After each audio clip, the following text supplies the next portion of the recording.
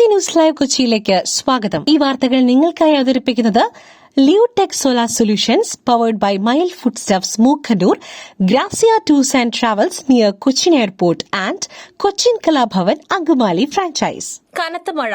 ഇന്ന് 11 ജില്ലകൾക്ക് yellow alert. 2 ജില്ലകളിലെ വിദ്യാഭ്യാസ സ്ഥാപനങ്ങൾക്ക് അവധി.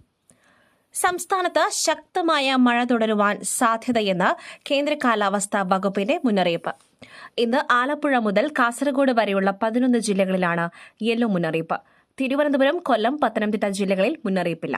വയനാട്, കോഴിക്കോട് ജില്ലകളിലെ പ്രൊഫഷണൽ കോളേജ് ഉൾപ്പെടെയുള്ള എല്ലാ വിദ്യാഭ്യാസ സ്ഥാപനങ്ങൾക്കും ഇന്ന് അവധിയാണ്. കള്ളാടി മണ്ണിടിച്ചിൽ മാനദണ്ഡങ്ങൾ കർശനമായി പാലിച്ചുകൊണ്ടാണ് നിർമ്മാണം നടത്തിയത്. അന്വേഷണത്തിൽ സഹകരിക്കും. വിശദീകരണവുമായി നിർമ്മാണ കമ്പനി. ആനക്കാംപൊയിൽ കള്ളാടി മേപ്പാടി തുരങ്കപാത നിർമ്മാണത്തിനിടെയുണ്ടായ അപകടം അതീവ ദുഃഖകരമെന്ന് കരാർ കമ്പനിയായ ദിലീപ് ബിൽഡ്കോൺ ലിമിറ്റഡ്. ദുരന്തത്തിന്റെ ഇരകളെയും അവരുടെ കുടുംബാംഗങ്ങളെയും ചേർത്ത് പിടിക്കുമെന്നും ബോംബെ നാഷണൽ സ്റ്റോക്ക് എക്സ്ചേഞ്ചുകൾക്ക് നൽകിയ നിയമപ്രകാരമുള്ള കത്തിൽ കമ്പനി അറിയിച്ചു. പ്രദേശത്ത് തുടർന്നുകൊണ്ടിരിക്കുന്ന രക്ഷാപ്രവർത്തനങ്ങൾക്കും ദുരിതാശ്വാസ പ്രവർത്തനങ്ങൾക്കും പൂർണ്ണ പിന്തുണ നൽകുന്നതിനാണ് ഇപ്പോൾ പ്രഥമ പരിഗണന നൽകുന്നതെന്ന് ദിലീപ് ബിൽഡ്കോൺ ലിമിറ്റഡിന് വേണ്ടി കമ്പനി സെക്രട്ടറി അഭിഷേക് ശ്രീവാസ്തവ നൽകിയ കത്തിൽ വ്യക്തമാക്കി.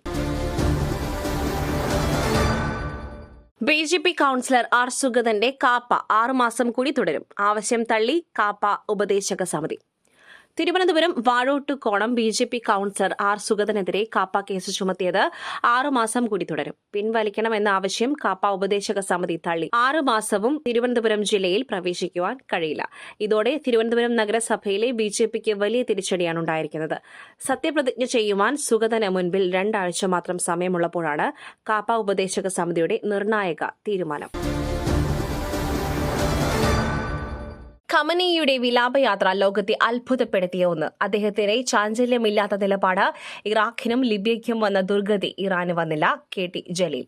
ഇറാന്റെ പരമോന്നത നേതാവ് ആയത്തുള്ള അലി ഹുസൈനി ഖമനേയിയുടെ വിലാപയാത്ര ലോകത്തെ അത്ഭുതപ്പെടുത്തിയ ഒന്നായിരുന്നുവെന്ന് മുൻ മന്ത്രി KT ജലീൽ തന്റെ ഫേസ്ബുക്ക് കുറിപ്പിലൂടെയാണ് അദ്ദേഹം പ്രശംസ രേഖപ്പെടുത്തിയത്.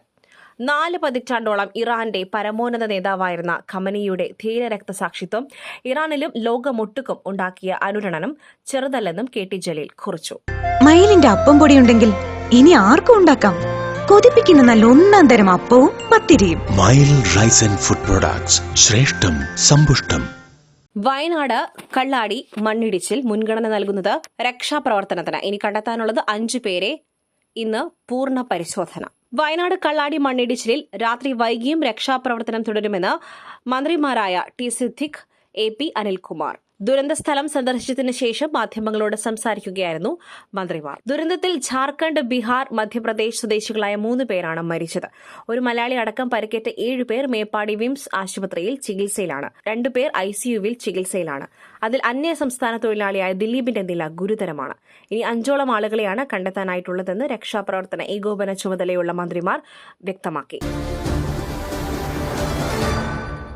കള്ളാടി മണ്ണിടിച്ചിൽ 3 മൃതദേഹങ്ങളുടെയും പോസ്റ്റ്മോർട്ടം പൂർത്തിയായി. വയനാട് തുരങ്കപാത നിർമ്മാണ മേഖലയായ കള്ളാടി മീനാക്ഷി പാലത്തിന് സമീപമുണ്ടായ മണ്ണിടിച്ചിലിൽ മരണപ്പെട്ട 3 പേരുടെയും പോസ്റ്റ്മോർട്ടം പൂർത്തിയായി. പൂർത്തിയായതായി ആരോഗ്യമന്ത്രി K മുരളീധരൻ. മണ്ണിനടിയിൽ നിന്നും 3 പുരുഷന്മാരുടെ മൃതദേഹമാണ് ലഭിച്ചത്. 3 അതിഥി തൊഴിലാളികളാണ്. വൈത്തിരി താലൂക്ക് ആശുപത്രിയിലാണ് പോസ്റ്റ്മോർട്ടം നടന്നത്. ബത്തേരി താലൂക്ക് ആശുപത്രിയിൽ നിന്നും പോലീസ് സർജനെ അടിയന്തരമായി വൈത്തിരിയിലേക്ക് എത്തിച്ചാണ് പോസ്റ്റ്മോർട്ടം നടപടികൾ വേഗത്തിലാക്കിയത്. അതെ, അയാൾ കാൽപന്തിന്റെ രാജാവാണ്. പിരമിഡ് പൊളിച്ച് അർജന്റീന ക്വാർട്ടറിലേക്ക്. ലോകകപ്പ് പ്രീ ക്വാർട്ടറിൽ അർജന്റീനയ്ക്ക് സൂപ്പർ ജയം. ഈജിപ്തിനെ തോൽപ്പിച്ചത് 2-3 ഗോളിന്. അർജന്റീനയുടെ നാടകീയ തിരിച്ചുവരവ് 2ാം പകുതിയിൽ 2 ഗോളിന് പിന്നിൽ നിന്ന ശേഷം.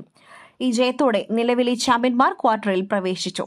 യാസർ ഇബ്രാഹിമിന്റെയും സിക്കോയുടെയും ഗോളുകളിൽ മുന്നിലെത്തിയ ഈജിപ്ത് പൂർണ്ണമായും പ്രതിരോധത്തിലേക്ക് ഇറങ്ങിയത് മുതലെടുത്ത് 70ാം മിനിറ്റിലായിരുന്നു ക്രിസ്ത്യൻ റൊമേരോയുടെ ഗോൾ. 83ാം മിനിറ്റിൽ മെസ്സിയുടെ ഗംഭീര ഗോളിലൂടെ അർജന്റീന സമനില പിടിച്ചു. പിന്നീട് അങ്ങോട്ട് ചരിത്രം. മറ്റൊരു വാർത്തയുമായി കണ്ടുമുട്ടുന്നതുവരെ നന്ദി, നമസ്കാരം.